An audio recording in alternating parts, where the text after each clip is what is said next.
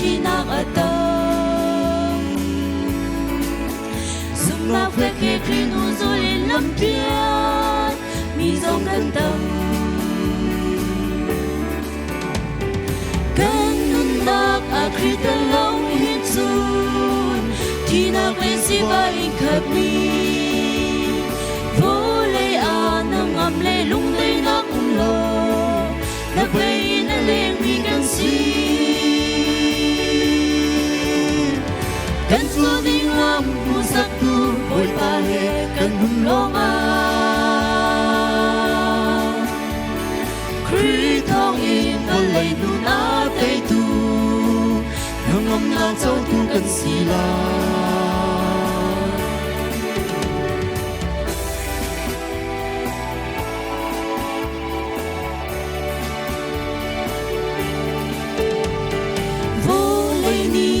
kan tay sual nam halo Giêsu ni hít đi na kan chi hem nak le hor nak kan in tika chi la u ka tay chang ati bor ki te na no show min voleya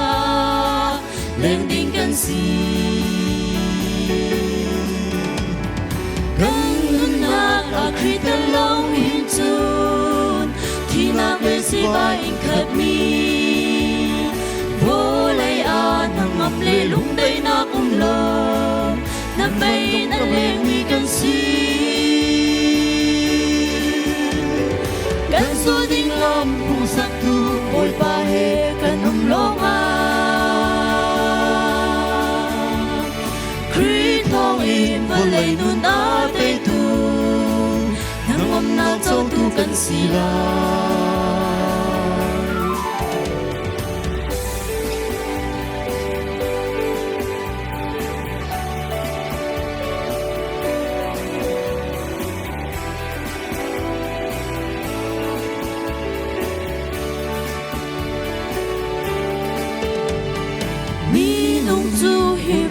tak in ser mi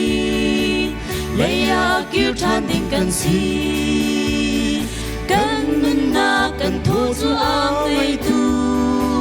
pat chen sina kir than lai amun ding in hi leya ser mi kan lo e kan nun na akri de lau hin su na quê si ba in khát mi vô lấy a na ngam lê lung đây na kum lo na bay na leng mi kan si